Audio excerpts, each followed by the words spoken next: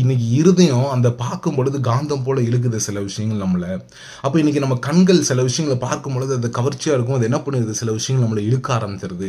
இப்படிதான் தேவன் நம்மளுக்கு குடுக்க பாதைய விட்டுட்டு நம்ம என்ன பண்ணிடுறோம், நம்ம சிந்தனை திசை திருப்பி நம்ம கண்கள தேவன விட்டு பிரிச்சு எடுத்துடுறோம். நம்முடைய இருதயம் அவர்கிட்ட சார்ந்து இருக்காதபடிக்கு நம்முடைய ஆசைகள் எதுவோ அது சேர்ந்து.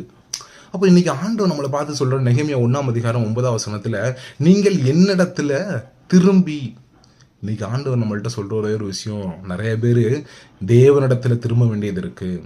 பிசாசனவன் தேவையில்லாத காரியத்தை நம்முடைய வாழ்க்கையில கொண்டு வந்து தேவன அன்பை விட்டு அவருடைய பாதையில போகிற நம்மள திசை திருப்பி விடுற சத்துருவோட காரியங்கள்ல இருந்து என்ன பண்ணு, என்னிடத்துல நீ திரும்பு.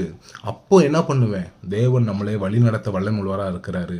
அப்போ நம்ம எவ்வளவுதான் எல்லாவற்றையும் தேவனோட இருந்தோம், கடைசி நிமிஷத்துல போய் நம்ம எல்லாவற்றையும் இழந்து போனோம் அப்படின்னா, இத்தனை நாள் நம்ம ஓடினதற்கு, இத்தனை நாள் நம்ம ஜெபிச்சதுக்கு, இத்தனை நாள் தேவனோட